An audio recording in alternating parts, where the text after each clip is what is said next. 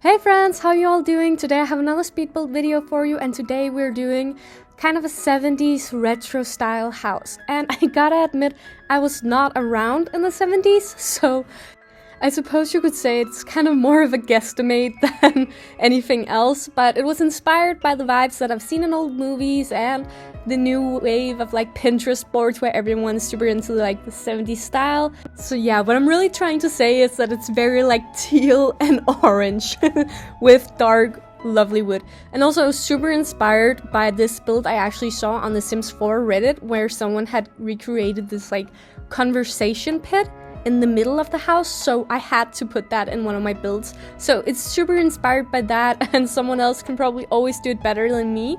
But this was kind of my take on it, and I thought it turned out super fun, and I had a lot of fun like mixing and matching the colors and patterns and stuff like that. It was also super fun to work on the exterior of the house, so I used this like dark wood paneling, and then in the back I had added on this kind of like greenhouse thing with a roof actually. So in order to make it like made of glass, I had to use a glass roof, and we don't have a glass wallpaper in The Sims, which would be so cool, just like see-through. And I didn't think any of the windows were kind of fitting the vibe I wanted, so I did that where I just used a roof to do it, and actually the Sim can still walk into it. So obviously they can't walk all the way in, but it's good enough for me, and I think it looks really cool. So that's a little hack for you guys. The only unfortunate thing is that you can't change the wallpaper on just like one part of a roof, like it will go all the way around. So I had to make that wall on the inside match the exterior of the outside, or else I would have had that like in a crazy wallpaper on the outside, and I didn't want that. So that's why I have like the wood paneling accent wall on the inside, because otherwise, you know, there would just be a bit of wood anyway, because it's like connected with the roof piece.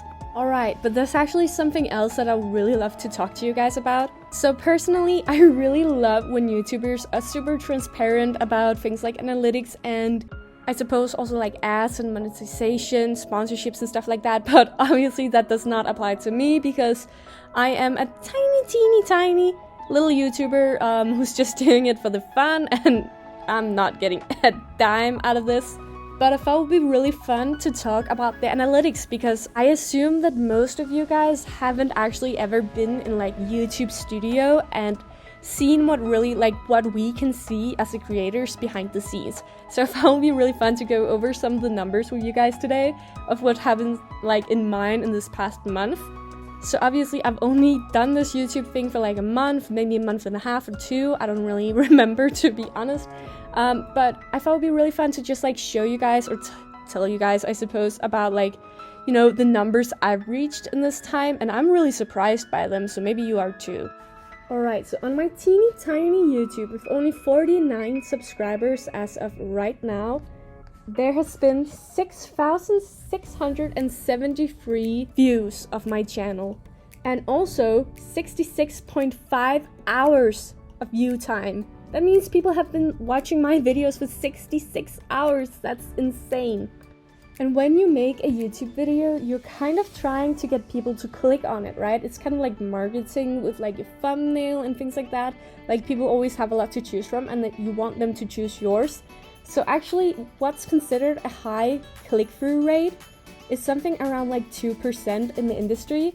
And a lot of my videos actually reach that. They have like 2 or 3% as a click rate, and I think that's incredible. Like I didn't think they would have that yet, you know? There is one of my videos that has actually 13.3 view hours, which is so insane. And then you can also tell how many people have subscribed to you based on that video.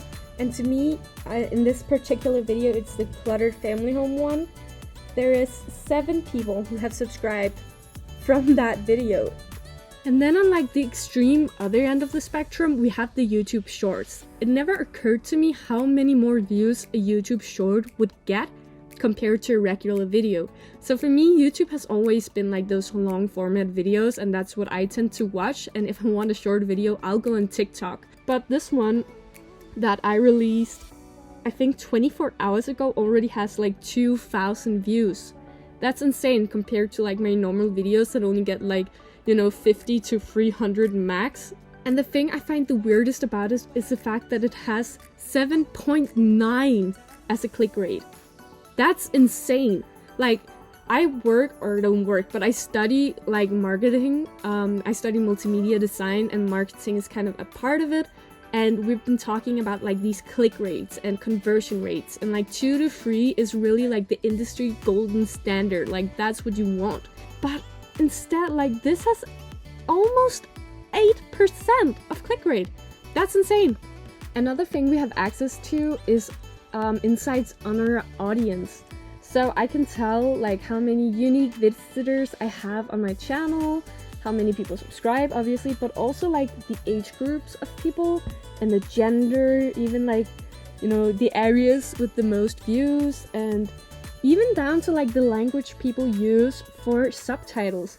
Also, over time, right now, I don't have enough information about my viewers because I don't have that many viewers yet. But you will also be able to see when people are watching my videos, and also other stuff they watch and other channels they watch. Like, I'll know what category I kind of fit in.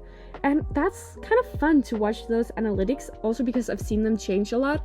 In the beginning, it was just like 100% women, and they were all between 18 and 24. Because that was like immediately obvious, but now it has really like spread through a bunch more categories, and I think that's really interesting. Anyway, I really hope you did enjoy watching the speed build video while I was rambling. I'm really proud of how it turned out, and it's obviously up on the gallery. My gallery ID is still sarahsanda.